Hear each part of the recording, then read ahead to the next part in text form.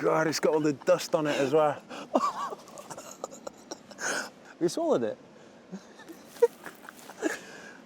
He's wriggling though, isn't he? You killed it. It's not moving now. That was just my breath, that was as well. When you think of Premier League footballers, you think five-star holidays, private jets and fancy cars. All Phil Foden needs, though, is a fishing lake. Age of 4, I remember my earliest memories, always just a ball at my feet everywhere I went. I still believe in my team. I see it every day in training how hard everyone's working.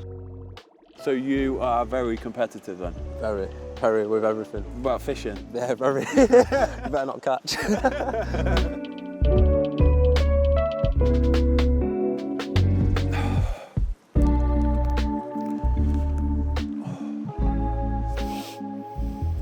How's it going, mate? Caught anything?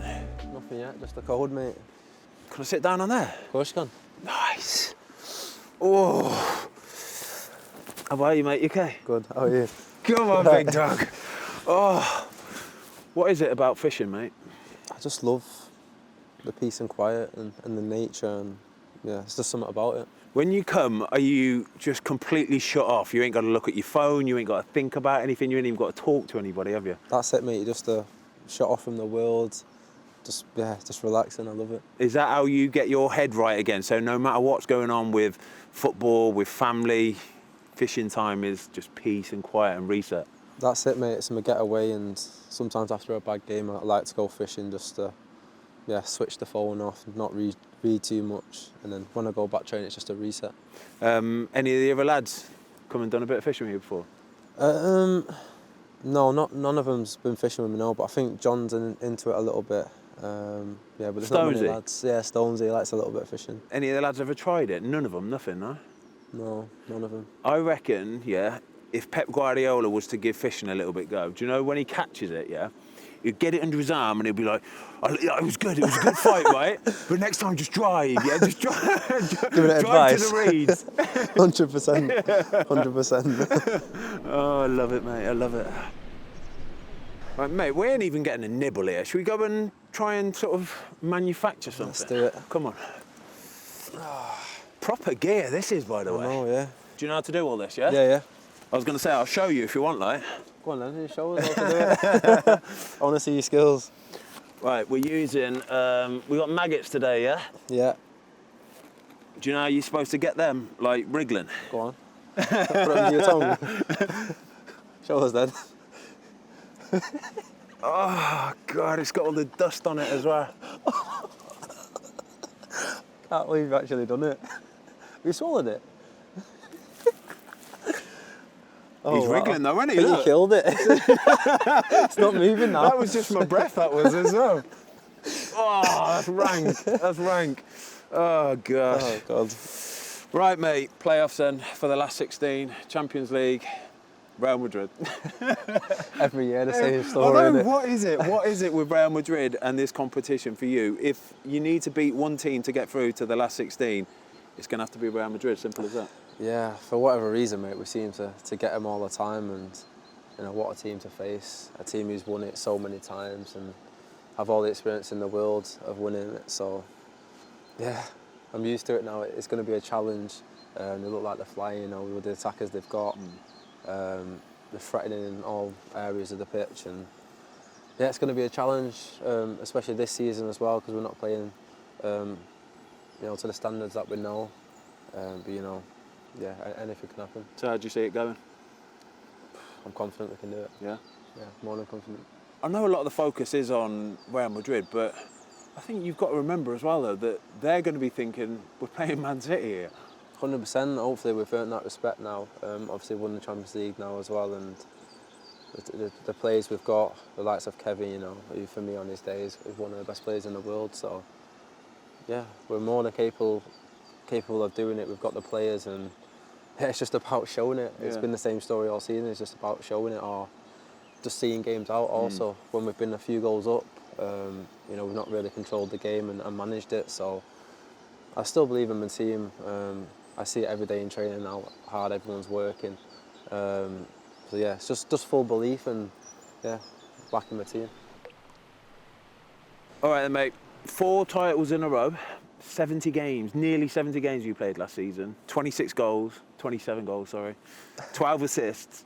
Is it inevitable after a season like that you're sort of going to suffer some sort of burnout? Yeah, 100%, especially when you're one of the main starters as well and play every game. Yeah, it's normal. Now the schedule's extra games, and yeah, I definitely had burnout after all the games I played because I'm a player who in training as well gives 100% every day. And add all the travelling on as well. It's just an overload on the body. Can you explain what burnout is, where it comes from, what it feels like? Just mental and body fatigue. Yeah, you can just be training, you just feel absolutely knackered, feel like your brain's not working.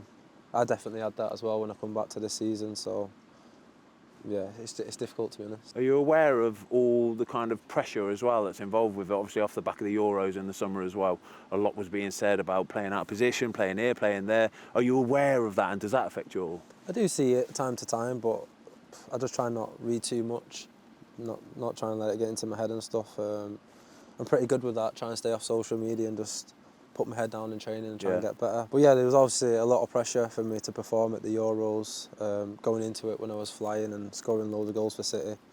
And maybe I came up short, I'm going to be honest, but it's just one of them, innit? You just have to react and try and go again. Did you get much time off in the summer? Yeah, a little Dubai trip. A little bit of sun. Yeah. But I think that's it though, you get back, I think the first time you started consecutive Premier League games for Man City was in November. You got your first goal in December, so it was a slow start to the season, especially looking after what you did last season as well. But it seems that things have just started to turn a bit for you now. You start to find that form again. Definitely, it's come from just feeling better in my body and my mind. Like you touched on there, at the start of the season it was really slow for me. I was struggling with mental fatigue. So yeah, I'm just happy now that I've got back to my level last year a bit in terms of scoring goals the last month. So yeah, I'm really happy with that. Do you think it's important for players to have something to get away from football with? No matter what it is, whether you like playing computer games, if you've got to have something to try and take your mind away. Yeah, I think it's really important to have something, whatever it is, just to switch off, like I have fishing, whatever it is, another sport maybe, just to get away, you know, and reset. I think it's really important. Do the lads give you banter for being a fisherman? Some of them do, yeah. Some of them do, but they don't understand, mate. They don't understand. They don't understand. You need to go to understand it. Exactly. This is gold, mate. This is peace and quiet. I don't care what you want to do. Have a nice time, but I'm going to have a nice chill time fishing, all right? 100%. Phil Foden as a kid then, yeah? Growing up in Stockport. Were you born with a ball at your feet? Literally, bro. Literally. From the age of 4, I remember my earliest memories, always just a ball at my feet everywhere I went, carrying it around with me. Would just play anywhere in the house. Mum going crazy, breaking everything in the house. Yeah, just football obsessed. Did you have mates that lived sort of round you where you were always just out on the street with the ball, doing all sorts, yeah? Yeah, that's what I miss about when I go back there now. I just don't see any kids out. When we was younger, we'd all just meet up and play football. It's true, it's true, yeah. You don't see it anymore, it's a shame. Yeah. Do you think that's where you've kind of like learned your skills, is just playing in those tight little streets, keeping the ball close to your feet, contacts? 100%, mate, and obviously playing against older lads as well when I was younger, learning how to use my body from a young age, and yeah, just playing with experienced people, and yeah, just learning my trade and the street football. Where does that fight come from then? Do you know, when I say fight, I don't mean sort of like physically scrapping with people. You've got to want to win. You've got to want to get the ball and beat people and be better than them. I just think it was in me. Like, I was just so hungry to always win and be the best I can. And even in the games when I was younger, if I didn't win, I was upset and, you know, wanted to just play again to try and win. And yeah, I feel like sometimes it's just in you from a young age. You've either got it or you haven't. So you are very competitive then? Very, very, with everything. Everything. What about fishing? Yeah, very. You better not catch. Well, this is my rod here. We're in a dicky bird today. No, we by haven't. The way. I think there's all the noise, you know, setting up and things. It's quite a small lake, so we might have just backed off a little bit. I think that's what it is, mate. You can't see behind the camera. There's about 25 people here, 25 blokes making noise all over the shop. Crunching on the twigs. Hello, yeah.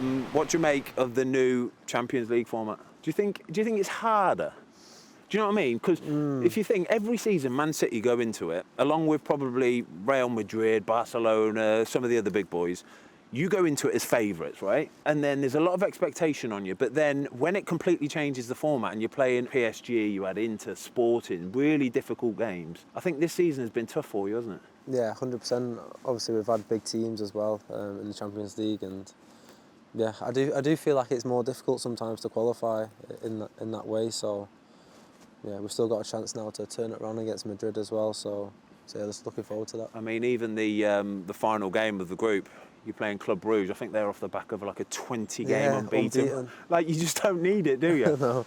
No. Yeah, and they played well, to be fair, that game. They made it quite difficult and awkward for us, but yeah, luckily we got the job done. You went a goal down in that game.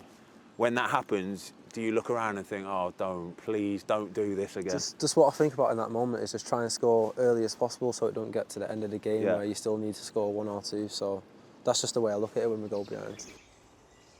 You can't be classed as a wonder kid anymore, I'm afraid, mate, all right? You're kind of just a bit too old, mate. Too old now. Bit too old, you're getting on. Aging.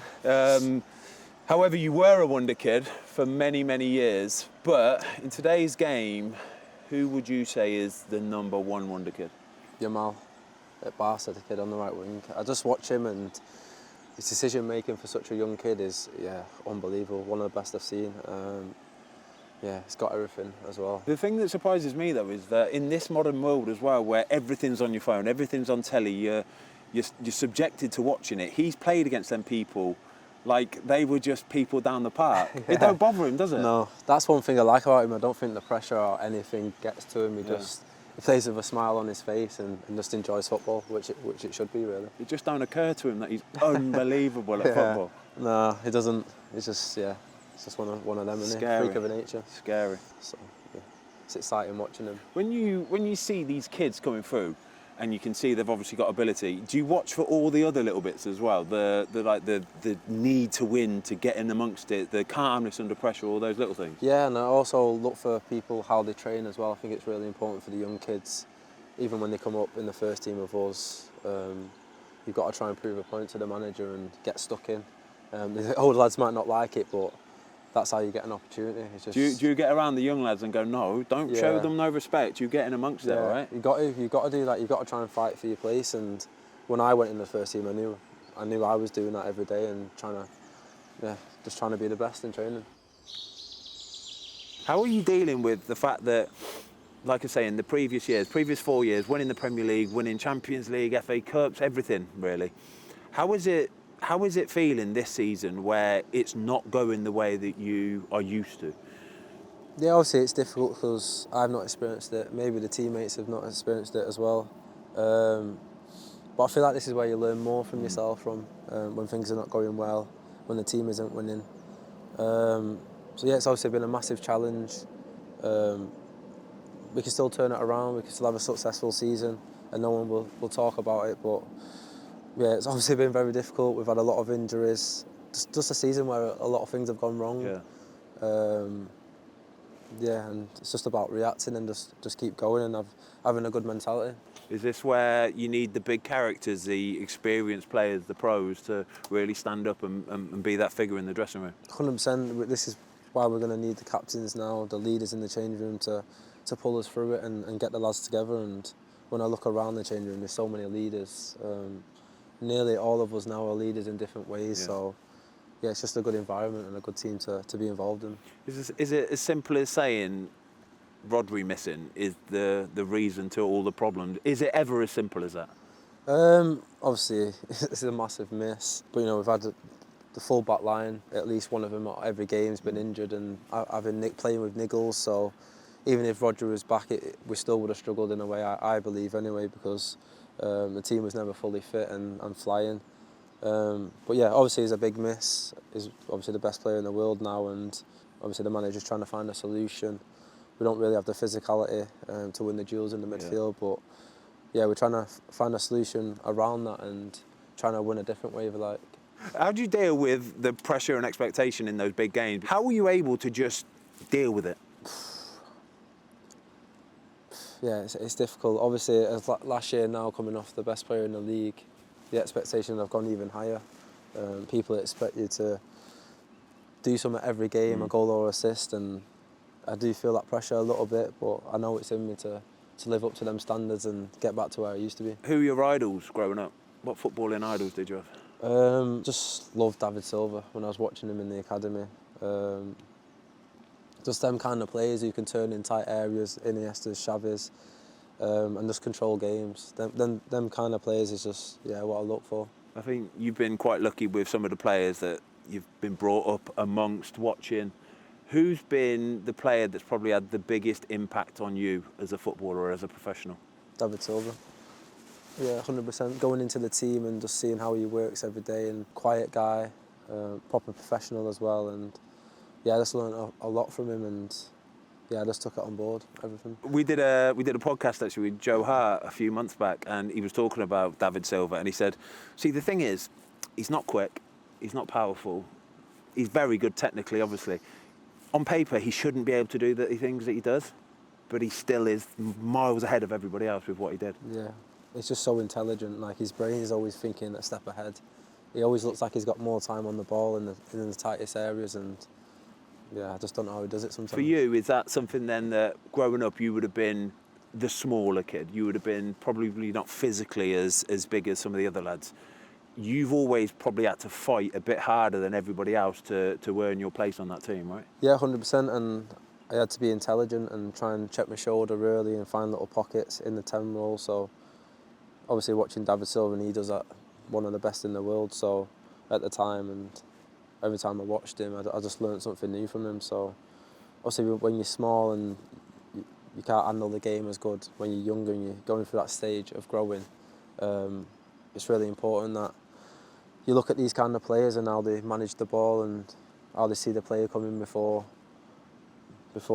like anyone else. So it's something I definitely worked on when I was younger. Is that it? Is it? It's checking your shoulders basically. It's to always be aware of your surroundings. Always being side on, just in the pocket, so you can see them coming, and so you don't have to get into that scrap. You know what I mean? That fight, which isn't needed. So when I was going through that stage, when I was a lot smaller than the other lads, it was something I was looking at, is trying to do the things he was doing.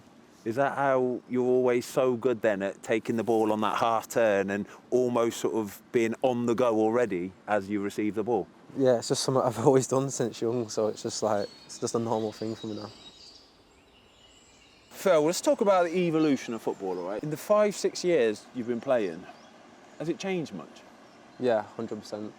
For that, when I first started playing, centre-backs weren't as athletic, couldn't run as good as now. Really? Even in that 5 or 6 years? Yeah, it's changed. I think it's just getting better every year. Yeah. Obviously, the nutrition and the sports science is getting a lot better as well, and just everyone's strong and quick now, everyone you play against. See, Man City, the way you play, there's not many teams, probably even in world football, that have got a recognised number 9, a big boy up top. Does that change the way that you have to play as well? Yeah, sometimes. Obviously, I've played that role as well, the false 9, dropping in. It's somewhere I enjoy playing, and the system's changed throughout the years. It's not really the 4-4-2 anymore, is it? Or an out-and-out striker. Most of the time, the striker's helping him build up, dropping in, and playing in a different kind of way. So playing in that centre of the pitch where I can turn on the ball and get shots away is where I enjoy. Is there a certain position on that pitch where you would prefer to play? Is there an exact position where you can sort of pinpoint on a football pitch? You know what I mean? Yeah, I know if you what had you it in mean. front of you, like where exactly you want to be? Right side, a little bit of the 10, so in the centre, just a bit to the right. Just a bit to the right of that, like in the middle of it, kind of thing. Yeah, that's where I'd like to be. Yeah. It's mad, isn't it? Yeah. I can see it though. I can literally see that little position there, not quite centre, just to the right of centre, but not quite on the right at the same time here as well. Yeah, that's it. And then just give you the ball and go, baby, go and do it.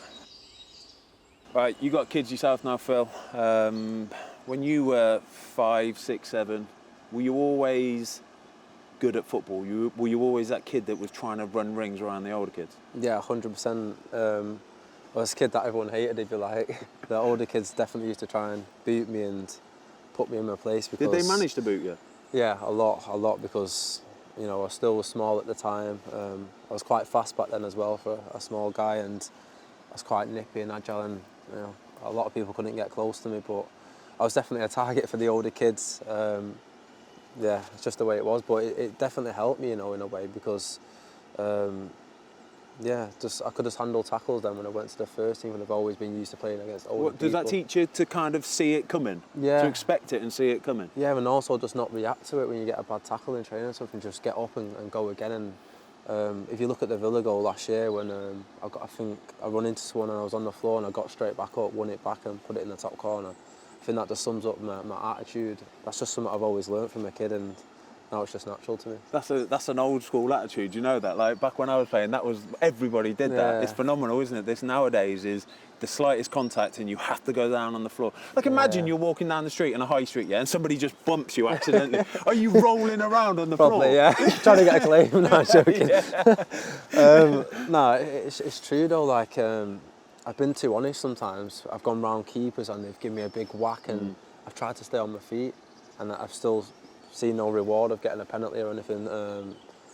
Yeah, that's just that kind of person I am. You know, I don't like going down. I just try and stay on my feet until the last moment, and yeah, sometimes it don't work in my favour. Mate, it's a dying breed. That's honestly, I'm so proud of you, mate. It's a dying breed. You don't get that anymore. Like, I know as a goalie, I feather you, I touch you. You're done. You're going down, and you're trying your best to get a penalty. It's pathetic. It is. Pathetic. Horrible. All right, lads, appreciate you all on that, but like, you're just making too much. Can you just give us 5 minutes, peace and quiet? Yeah, is that cool? Love you. Awesome.